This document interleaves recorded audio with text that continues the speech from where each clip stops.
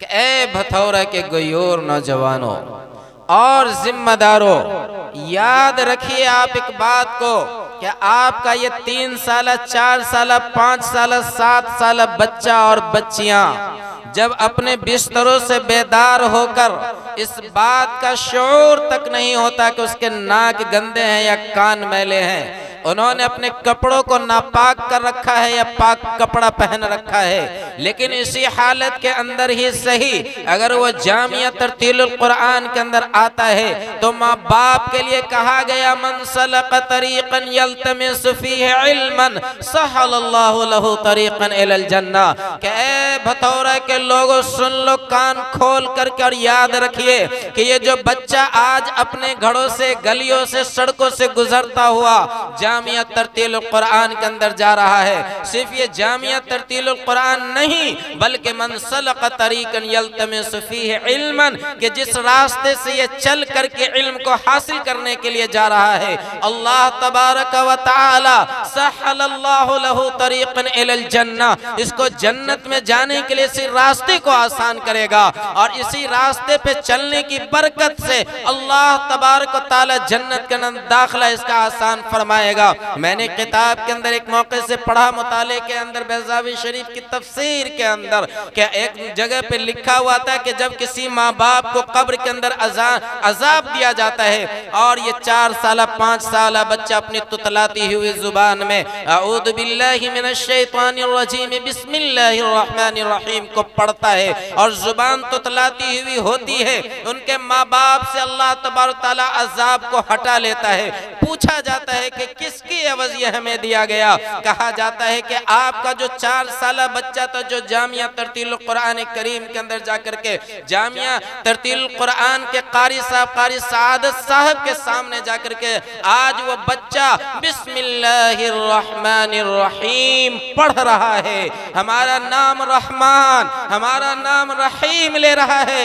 ए लोगों और ए मेरे बंदो, तुम्हारे बच्चे ने हमारा नाम रहमान लिया, तुम्हारे बच्चों ने हमारा नाम रहीम लिया है, हमें शर्म आ रही है इस बात से कि तुम्हारा बच्चा रुए जमीन के ऊपर रहमान बोलता हो रहीम बोलता हो और मैं तुझे अजाब दूं। चुनांचे तुम्हारे बच्चों के रहमान और रहीम बोलने के एवज में तुमसे तुम्हारे अजाब को हटा लिया गया है।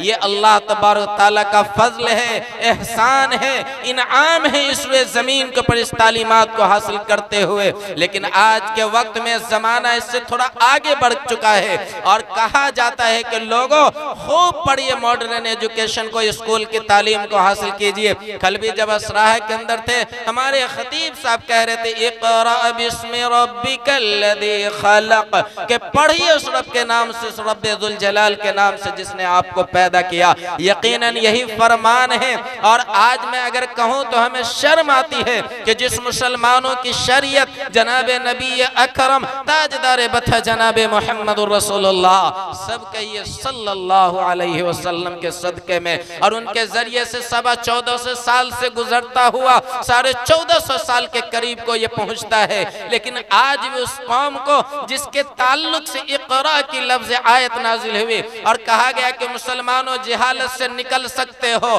तहजीम और तमद्दुन को हासिल कर सकते हो और दुनिया की हुकूमत को और दुनिया के जो है हुक्मरानी को अपने पंजों में और अपने कब्जे कंट्रोल के अंदर ला सकते हो, इज्जत और बादशाहत और सल्तनत के ताज को अपने कदमों में रख सकते हो, तो ये उसी कौम का मुकद्दर हो सकता है जिस कौम को कहा गया इक़रा। लेकिन आज भी 1450 साल होने के बावजूद मुसलमानों के दरमियान तालीमी बेदारी कॉन्फ्रेंस किया जाता है।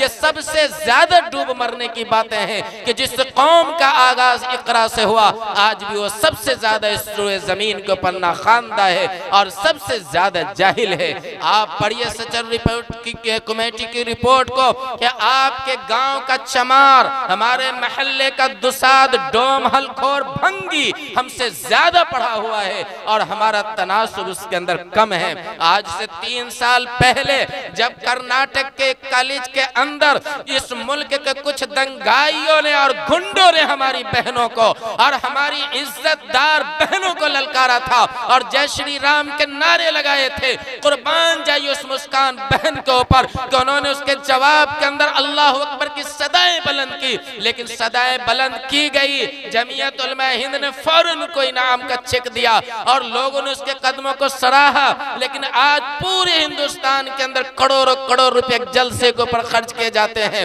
तालीमी बेदारी के ऊपर खर्च किया जाता है। लेकिन मैं पूछना चाहता हूं कि आज एक मुस्कान को कर्नाटक के अंदर इस मुल्क के दंगाइयों ने ललकारा था और उसके ईमानी जुरात के सामने खिलवाड़ किया था, जिसका डट करके हमारी बहनों ने मुकाबला किया।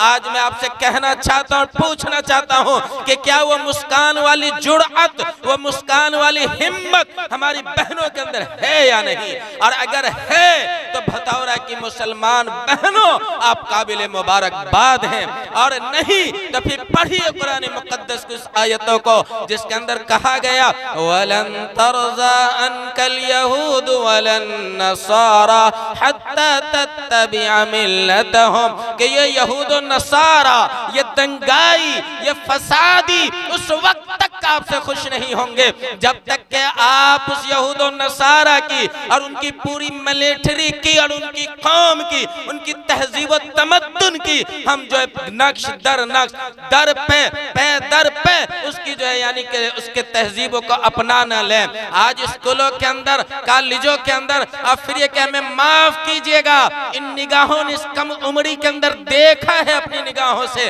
और सुना है अपने कानों से कि आज जो कोचिंग सेंटर्स खुले हुए हैं गैर मुस्लिमों को छोड़ दे, वो मुसलमान फर्द और वो ईमान वाले अहबाब जिनकी शरीयत रसूल के अंदर जो है परवरिश नहीं हुई या शरीयत रसूल के सांचे में ढल करके जो है जिनकी इस्लाह नहीं हुई, आज वो भी किसी आजादी के मौके पर, किसी यौम जमहूरिया के मौके पर, किसी तालीमी फंक्शन के मौके पर मुसलमान बच्चों से भी वंदे मातरम के नारे लगवाते हैं और वो मुसलमान उसके सामने खड़ा होता है, वो हमारे बच्चों की ईमान का सौदा कर चुका हुआ होता और उसे पता तक नहीं होता। बाहर कैफ अपनी बात को समेटते हुए मैं ये कहना चाहता हूँ, आज पूरे इलाके के अंदर, पूरे समाज के अंदर और हर गांव के अंदर तालीमी बेदारी कॉन्फ्रेंस हो रहे हैं। क्या आप बताइए कि इससे हमारे समाज में, हमारे माशरे में, हमारे गांव में, हमारे महल्ले में क्या वाकई तालीमी बेदारी आ रही है? और अगर आ रही है, हम बेदार हो रहे हैं, हमारे बच्चे पढ़ रहे हैं तो काबिल मुबारकबाद। लेकिन ये याद रखिए, 100 बार याद रखिए कि जब तक हम मॉडर्न एजुकेशन से रिलेटेड नहीं होंगे, हमारे बच्चे पढ़े हुए नहीं होंगे और फिर ये कि इस रुए जमीन के ऊपर इस दुनिया की किस्मत लिखने वाली अदालत के अंदर जब तक हम और हमारे अफराद नहीं होंगे, हम आंसू बहाते रहेंगे, हमारे आंसू बहते रहेंगे। लेकिन यूं ही हमारे ऊपर रोजाना एक के बाद एक के बाद अनेक नए नए कवानीन नाफिज होते रहेंगे और हम घड़ियालू आंसू बहाते रहेंगे। आज जिस गांव में जाएं, जिस माशरे में जाएं, जिस समाज के अंदर जाएं, आज बिगाड़ है, तोड़ है, आपस की अदावतें हैं, नफरतें हैं, एक खानदान दूसरे से अपना रिश्ता जोड़ने के लिए तैयार नहीं, थोड़ी थोड़ी सी बातों के ऊपर मुझ की लड़ाई है। हमें माफ करिए भतौरा के गयोर नौजवानों और मुसलमानों, हमें नहीं मालूम कि आपका ज़ौक़ समात कैसा है, लेकिन मैं एक मेहमान हूँ इसलिए माफी मांगते हुए अगर मैं आपसे अर्ज करूँ कि आज जो है जनाब मोहम्मद सादती साहब ने, मैं समझ सकता हूँ इस पिंडाल को देखकर, इस इंतजाम को देखकर कि किस तरह से फाका कशी के आलम में, मुफलिसी के आलम में, जफा कशी के आलम में इस तरीके का इंतजाम किया। मैं समझता हूं कि भथौड़ा कोई छोटी मोटी बस्ती नहीं होगी, मेरे ख्याल से शायद एक बड़ी बस्ती है और मुहज्जर और तहजीब याफ्ता बस्ती है। बल्कि अगर इससे बढ़ करके अगर मैं कहूं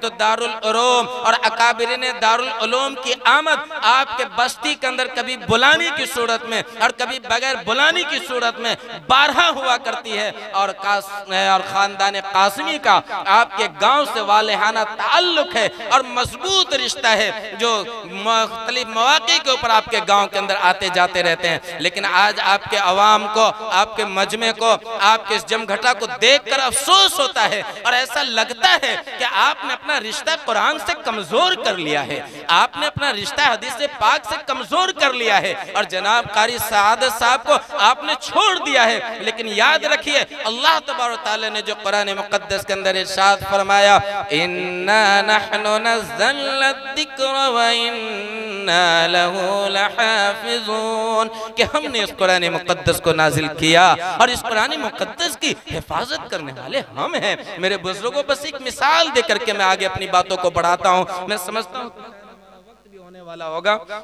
मैं अपने वक्त को जाया नहीं करना चाहता, न ज्यादा आपका वक्त लेना चाहता हूँ। बहरकैफ आपने देखा होगा आज पूरी दुनिया के अंदर और बिलखुसूस इस सरजमीन हिंदुस्तान के अंदर आज लोगों के सामने हमारा खून सस्ता हो गया है और पानी महंगा हो गया है। बल्कि अगर ये कहा जाए कि आपको अगर किसी ऐसे चौराहे पर और सड़क और रास्ते के ऊपर हो जहां आपको पेशाब करना पड़ जाए और पानी न दस्तयाब हो तो 10 रुपए का बोतल आपको लेना पड़ेगा कि जिससे हम पाकी हासिल कर सकें। लेकिन अभी आपने देखा बेनीपट्टी के अंदर जनाब जो है मौलाना फिरोज साहब को किस बेदर्दी के साथ उन गुंडों ने पिटाई की, जिसके हाथ के अंदर, जिसके वर्दी के अंदर इस मुल्क की हिफाजत की जिम्मेदारी सौंपी गई थी। आज नफरत का आग, आज ताज्जुब का आग, अदावत का आग इतना सर चढ़ करके बोलता है कि हमारे इलाके से किसी चलते हुए मुस्लिम को ट्रेन के अंदर इसी वर्दी के रखवाले गोली मार देते हैं और फिर एक चौक चौराहे पर सड़कों पर चलते हुए हमारी दाढ़ियों को देखकर, हमारे कुर्ते और सलवारों को देख करके हमारे खून के प्यासे हो जाते हैं। लेकिन इसके बावजूद मैं एक पैगाम 2 से 3 मिनट के अंदर आपको देना चाहता हूं। आप कुर्बान जाइए और पढ़िए उस शुरू की आयतों को जिसके ताल्लुक से मैंने आपके सामने तिलावत की, इक़रा बिस्मि रब्बिकल लज़ी खलक़, कि जब ये आयत आका नामदार ताजदार बथा जनाब मुहम्मदुर रसूलुल्लाह सल्लल्लाहु अलैहि वसल्लम के ऊपर नाजिल हुई, ये हमारी माँ और बहनों से भी रिलेटेड है। आप भी जरा गौर से सुने। आप सल्लल्लाहु अलैहि वसल्लम तशरीफ लाए और फरमाए, खदीजा कि मैं जरा खौफ खा रहा हूँ, परेशान हाल है। आप सल्लल्लाहु अलैहि वसल्लम की बीवी हैं, आपको देखा तो फरमाए कि मेरे सरताज आप क्यों परेशान हैं, अब पसीने से शराबोर हैं। आपको ज़म्मे लूनी कहा गया और कंबल ओढ़ाया गया। लेकिन जो बातें आप सल्लल्लाहु अलैहि वसल्लम को आपकी जो सबसे चहेती और लाडली बीवी हजरत खदीजतुल कुबरा रज़ियल्लाहु ताला अन्हा ने जो कहा, ये हमारी बहनों को भी और माओं को भी अपनाने की जरूरत है और हमारे नौजवानों को और बड़े बुजुर्गों को भी अपनाने की जरूरत है। फरमाया कि ए मेरे सरताज, फरमाया कि मैं अपनी जान का खतरा महसूस कर रहा हूँ। क्या कर रहा हूँ भाई? मैं अपनी जान का खतरा महसूस कर रहा हूँ। कुर्बान जाओ मेरी माँ, और गौर से आप सुनो। आपने फरमाया कि ए मेरे सरताज, अल्लाह आपको जाया नहीं करेगा। क्यों? ये आप सुनिए। क्यों? इसलिए कि आप कमजोरों की मदद करने वाले हैं। फरमाए कि अल्लाह आपको जाया नहीं करेगा। क्यों? इसलिए कि आप यतीमों के सरों पे शफकत का हाथ रखने वाले हैं। अल्लाह आपको जाया नहीं करेगा। क्यों? इसलिए कि आप कमजोरों का बोझ उठाने वाले हैं। आज अगर ये सिफात मुसलमानों के नौजवानों के अंदर आ जाए, हमारे माशरे में ये बात राइज हो जाए कि आज हमारे गांव समाज के अंदर कोई यतीम बच्चा ऐसा नहीं मिलेगा कि जो हमारे माशरे का बुजुर्ग और नौजवान उस यतीमों के सरों पे शफकत का हाथ न रखता हो। आज ये मिजाज बनाना पड़ेगा कि यतीमों के सरों पे शफकत का हाथ हमें रखना है, बेवाओं की खबरगिरी करनी है, कमजोरों का बोझ उठाना है। खुदा की कसम, एक नहीं 100 बार ये दुश्मनान इस्लाम पैदा हो जाए, हमारे खून की हिली होली नहीं खेल सकते और हमारा बाल भी का नहीं हो सकता। और हमारी माओ, आज जब हमारा शौहर हमारे घर पे आता है तो वही नमक तेल मसाले का हिसाब उनके सामने कर देगा। भाई जब आपका शौहर आपके घर आए, आपका सरताज कमा धमा करके रिक्शा चला करके खून पसीने की कमाई से 100-200 रुपया लेकर के आए, आप जरा जाकर के पूछिए उस कारखाने के अंदर कि किस तरीके से वो पसीने में डूब करके एक बैग के ऊपर जो है यानी ठप्पी लगाता हुआ होता है, किस तरीके से 18-18 घंटा और 22-22 घंटे की वो नौकरी करता हुआ होता है, जिसको साफ और शफाफ खाना मैसर नहीं और कभी साफ और शफाफ पानी तो मैसर होता ही नहीं, बल्कि इससे बढ़कर वो गंदगी के अंदर सोने के ऊपर मजबूर होता है। लेकिन जब वही हमारे घर आता है, जिस तरीके से हजरत खदीजतुल कुबरा रज़ियल्लाहु ताला अन्हा ने अपने शौहर नामदार जनाब नबी अकरम सल्लल्लाहु अलैहि वसल्लम का इस्तकबाल किया। काश के वही इस्तकबाल करने का मिजाज हमारा भी होता तो हम भी अपने शौहर की महबूब नजर हुआ। लेकिन आज हमारे समाज में बिगाड़ है, फसाद है। बहर कर अपनी तमाम बातों को जो आपके सामने मैंने पेश किए, अब 2 मिनट के अंदर उसका जो है खुलासा पेश करता हूं। याद रखिए, ये तालीमी बेदारी होते रहेंगे, करते रहेंगे आप, लेकिन आज हमें साथ देने की जरूरत है। आज इस तरीके से जो मुफलिसी और बेयारो मददगार बन करके काम करते हों, उसके साथ हमें खड़े होने की जरूरत है। और जब हम खड़े होने को कबूल करेंगे, हम इसके शाना बशाना होने को अपनी सादत समझेंगे, तो जिस तरीके से कुरान करीम का जिसदान सड़कों के ऊपर गिरा हुआ होता है, किसी मुसलमान की हिम्मत नहीं कि उसे कपड़े के टुकड़े के ऊपर अपना जूता रख करके आगे जाए। रख सकता है कोई? भाई यही कुर्ता का कपड़ा है ना भाई, इसी कपड़े के कुर्ते के कपड़े से हमने कुरान करीम का खोल बनाया है। अब ये गिर गया है, किसी मुसलमान की हिम्मत नहीं हो रही है कि उस कपड़े के ऊपर अपना कदम रख सके। क्यों? इसलिए कि उस कपड़े का रिश्ता कुरान से जुड़ गया है। अल्लाह ने कुरान की हिफाजत की जिम्मेदारी ली है। अल्लाह जिस तरीके से कुरान की हिफाजत करेगा, इंशाअल्लाह साहिब कुरान की हिफाजत करेगा, साहिब ईमान की हिफाजत करेगा। जिस तरह से कुरान करीम की कयामत तक हिफाजत होती जाएगी, कुरान करीम से जो रिश्ता मजबूत करेगा इंशाअल्लाह उसकी भी हिफाजत होती जाएगी। जो कुरान करीम की खिदमत को अपनी सआदत समझेगा, अल्लाह पाक कुरान करीम के सदक़े और बरकत से उसकी भी हिफाजत करता जाएगा। आज मुसलमानों, अल्लाह तबारक व तआला ने हमें 2 चीज इनायत की है, याद रखिए, 2 चीज इनायत की है। ऐसे तो हर चीज अल्लाह की नेमत है, लेकिन याद रखिए अल्लाह ने जो 2 चीज इनायत की, एक उम्र की नेमत और दूसरा पैसे की नेमत, सेहत की नेमत। मैं कहा करता हूं कि अगर अल्लाह तआला ने आपको मालो दौलत दी है तो आप इस तालीम के ऊपर खर्च कर जाइए। अब फिर ये इंतजार न कीजिए कि कोई हमारे बहू बेटी को ललकारने वाला हो, फिर ये इंतजार न कीजिए कि कोई हमारी बेटियों के सामने आए दंगाई और कहे कि तुम जय श्री राम बोलो, बल्कि उसके तालीम का इंतजाम हमें खुद करना पड़ेगा। ये मैं समझता हूं कि गालिबन 2017-18 का वाकया हो गया, 3 साल 4 साल पहले का वाकया। हजारों की तादाद में हमारे बहनों के इम्तिहान छूट गए। हमने तो बड़ी शाबाशी और चाबशी दी है कि ठीक है तुमने कलमा को अपने सीने से लगाया, लेकिन मैं पूछना चाहता हूं मुसलमानों, क्या आपने उनकी तालीम का इंतजाम क्या किया? मैंने जो कुरान करीम की आयत आपके सामने पढ़ी है और तिलावत की है, वलन तरज़ान कल यहूद वलन नसारा, कि ये कुफ्फार और मुशरिकीन, ये यहूदी लाबिया उस वक्त तक आपसे खुश नहीं होंगे जब तक कि हमारे बहनों के सरों से दुपट्टा उसके नीचे ना आ जाए, जब तक कि हमारी बहनें नंगी सड़कों के ऊपर नाचती ना चली जाएं। बल्कि अगर इससे बढ़ करके कहूं तो आज हमारे बहनों की, हमारे औरतों की और हमारी माओ की कीमत क्या है कि 2 रुपए के चूरन के ऊपर हमारी बहनों की नंगी तस्वीर है। जिस साबुन से हम पाकी हासिल करने के लिए साबुन 10 रुपए का खरीद करके लाते हैं, उसके ऊपर हमारे माओ की तस्वीर है नंगी। और दुनिया की कोई ऐसी जो है प्रचार की चीजें नहीं जहां पे हमारी बहनों को, हमारी माओ को नंगा न किया गया हो। और फिर हमारी माएं खुद अपने आप को आगे बढ़ रही हैं, हमारी बहनें खुद अपने आप को आगे बढ़ रही हैं। बल्कि इससे आगे बढ़ करके अगर मैं कहूं अपनी बातों को समेटते हुए, इसलिए कि वक्त ज्यादा होता चला जा रहा है, कि अब वक्त है इस बात को कि हम ईमान के ऊपर मजबूती से कायम हैं। आज चारों तरफ इर्तिदाद की लहरें हैं। इस इर्तिदाद की लहरों को रोकने के लिए सबसे ज्यादा जरूरी है कि सबसे पहले हम मुसलमान बने और ईमान वाले बने। और जनाब कारी साद साहब के तरीके से जहां भी जिस तरीके के इदारे हो, सबसे पहले हम अपने बच्चों को वहां भेज करके अपने बच्चों को साहिब ईमान और साहिब ईमान से रोशनास कराए, ईमान वाला बनाए। दूसरी, इससे आगे बढ़कर के तालीमी इदारों का और कोचिंग का सेंटर का ऐसा इंतजाम हो हमारे महल्ले के अंदर जो शरीयत रसूल के सांचे में ढल करके उसको तालीम से आरास्ता किया जाता हो। याद रखिए कि नंगे होकर के, बेराह रवि का शिकार होकर के कभी हम तरक्की नहीं कर सकते। दूसरी एक बात बीच में हमें याद आ रही है, शायद 1 मिनट में वो बात भी हमारी खत्म हो जाए, और ये सवाल के तौर पे सवाल करें भाई आपसे, अरे सवाल करें, कितने लोग हैं? ए भाई थोड़ा आप लोग चुप होइए, वरना पूरी तकरीर फिर आपकी तरफ चली जाएगी हमारी। कितने लोग हैं जो अपने बेटा को और अपनी बेटी को अपने जैसा बनाना चाहते? जरा हाथ उठाइए तो। अरे भाई हाथ उठाने बोले ना। देखिए एक मर्तबा दिल करे तो और सवाल समझ लीजिए, कितने माँ बाप हैं, कितने माँ बाप हैं जो अपने बेटा को या अपनी बेटी को अपने जैसा बनाना चाहते हैं? हाथ उठा के बताइए।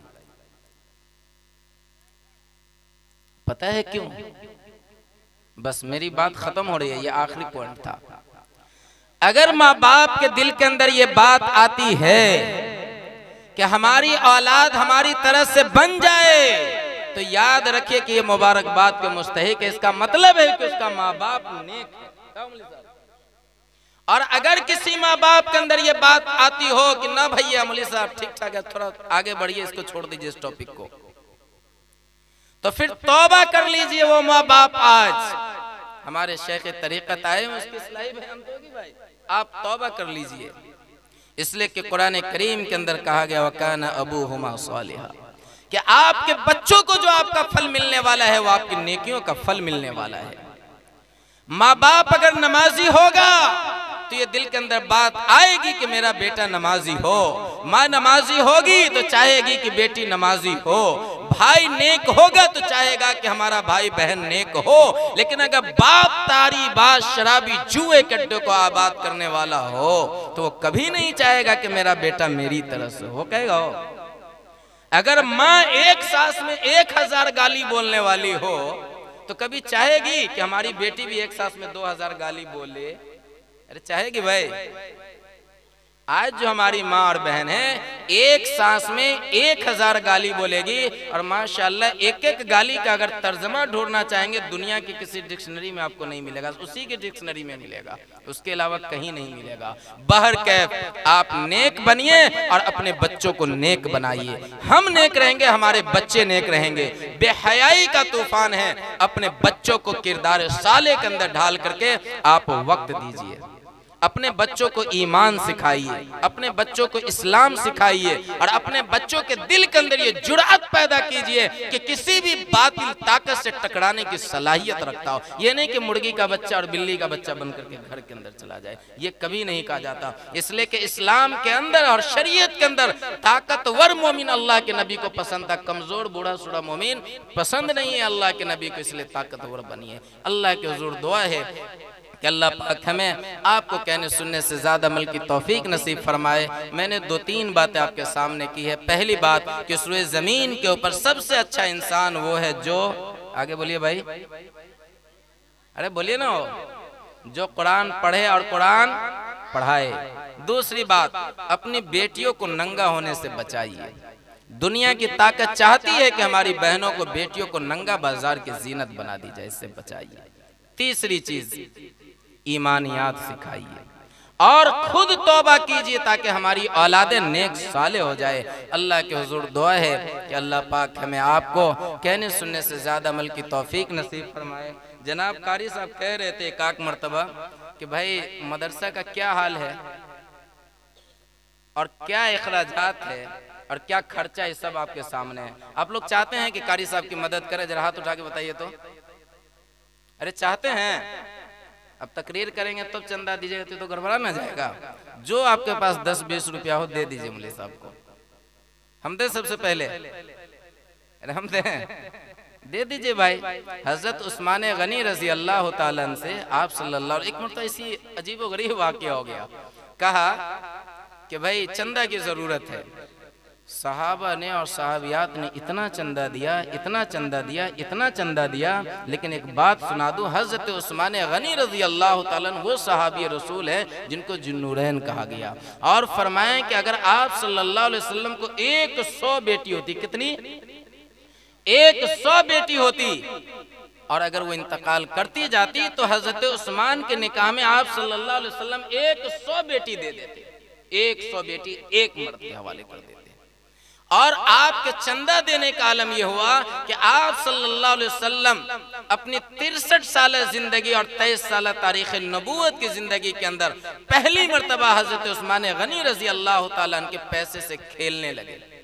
और कभी दाहिने हाथ से उछालते बाएं हाथ में गिराते, कभी बाएं से उछालते दाहिने हाथ में गिराते, और फरमाते कि उस्मान तुम्हारे इस देने से अल्लाह तबारक तआला आज इतना खुश हुआ है कि अब तुझे जन्नत में जाने से कोई अमल नहीं रोक सकता है। यह है चंदा की फजीलत। इसीलिए हम आपसे गुजारिश करेंगे, चलिए हम ये सबसे आइए भाई, खाली साहब आगे बढ़िए। देखिए चलिए हमारी तरफ सबसे पहला, ठीक है, जो आपको ताउन हो, वरना हम तो चंदा कराना जानते हैं, आपसे कर्ज भी लिखवा देंगे हम, लेकिन टाइम कम है, इसीलिए आपसे जो है ताउन की दरखास्त आप लोग दे दीजिए। और मैं एक बात और सुन लीजिए, आते जाए माशाअल्लाह, दिखा करके दीजिए, छुपा पा करके मत दीजिए, आते जाइए माशाअल्लाह। स्टेज पे भी दे रहे हैं सब लोग, आए तशरीफ लाइए। उसको क्या दे रहे हैं आप, हमको दीजिए माशाअल्लाह 200 रुपया 50 रुपया दीजिए, दिखा करके दीजिए। लोग खामखा वाली बातें करते, छुपा के दो, छुपा के दो। भाई ठीक है, छुपा के अब दे दीजिएगा दूसरे आदमी को, यहाँ दिखा के दीजिए, क्या कभी कभी दिखा के भी देना चाहिए ताकि इससे हौसला बढ़े। अगर अल्लाह के नबी को दिखाना मकसूद नहीं होता तो काहे को खेलते उसके पैसा से, खेलते क्या, खेलते रहे। और बल्कि आपको बताऊं, जब कहा कि उस्मान, एक बात और सुन लीजिए, अगर आप लोग के जेब में हो तो दोबारा भी आने के लिए तैयार रहिएगा, पहली मरतबे में थक जाइएगा। देखिए आप लोग को नहीं है क्या, अरे आप लोग भी दे दीजिए कुछ। हजरत उस्मान से कहा कि थोड़ा देख लो ना, और तो 100 ऊँट लाए, पूरा साजो सामान भर के। कहा कि देखो थोड़ा सा और देख लो, तो फिर 100 ऊँट लेके आए। और तारीख की रिवायत में है कि कमो बेश 800 के करीब उन्होंने ऊँट सदका कर दिया, 200 के करीब घोड़े सदका कर दिए, और फिर अपने अशरफियों को अपनी बाजुओं के अंदर लेकर के आए।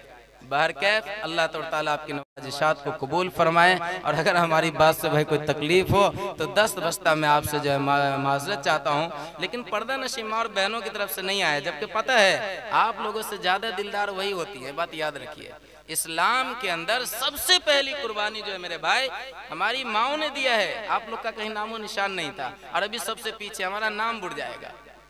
इसलिए आप लोग देखिए भाई, लाओ माशाअल्लाह, अल्लाह ताला जो बच्चा सवार है ना, इसके माँ बाप को खूब खूब तरक्कियात से नवाजे, सादते दारैन नसीब फरमाए, और गुल्लक में रखे हुए पैसे के अंदर इतनी बरकत दे कि गिन न पाए। लेकिन अल्लाह से दुआ कीजिए कि फोड़ के पहले यहाँ ले आए, तब ना होगा भाई।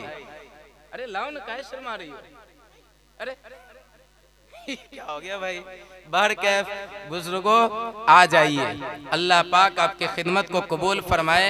बड़ा हौसला मिल रहा है आपसे, और यकीनन ये बेचारे क्या है, क्या लेकर के जाएंगे।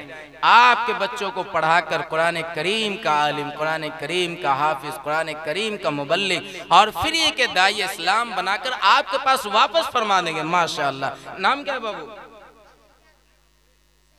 सैयद शहजाद, माशाल्लाह। शहजाद का माना क्या होता है? बादशाह होता है। 200 रुपया दिया है तो अल्लाह ताला इसको वाकई शहजाद से शहजादा बना दे। लेकिन इसके अम्मी अब्बू अगर 200 रुपया और भेज दे तो उसके लिए और दुआ हो जाएगी इंशाअल्लाह। अरे वाह, आ जाइए माशाल्लाह। और नहीं है 100 रुपया? आ जाओ भाई, जज़ाकल्लाहु खैरन जज़ा। बहरकैफ देखिए, ये सब कबूलियत की घड़ी कभी कभी होती है। पूरी जिंदगी में पहली बार एक आदमी को और खड़ा कर लीजिए, अकेले कितनी मर्तबा लाते रहोगे बाबू, थक जाओगे माशाअल्लाह। लेकिन पूरे भथौरा में 500 का नोट कोई के पास नहीं है ना।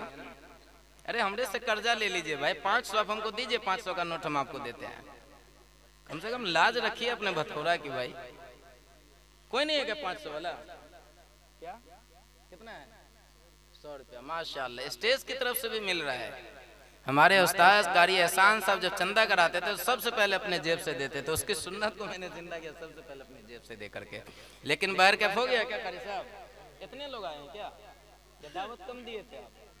आइंदा प्रोग्राम कीजिए, बड़ी दावत दीजिए, और नाश्ते का पैसा भी इन्हीं लोगों से लिया कीजिए। ठीक है, अल्लाह ताला कबूल फरमाए। वक्त कम है। अगर हमारी वीडियो अच्छी लगी तो हसनैन उर्दू मीडिया को लाइक करें, कमेंट करें, शेयर करें और सब्सक्राइब करना बिल्कुल ना भूलें।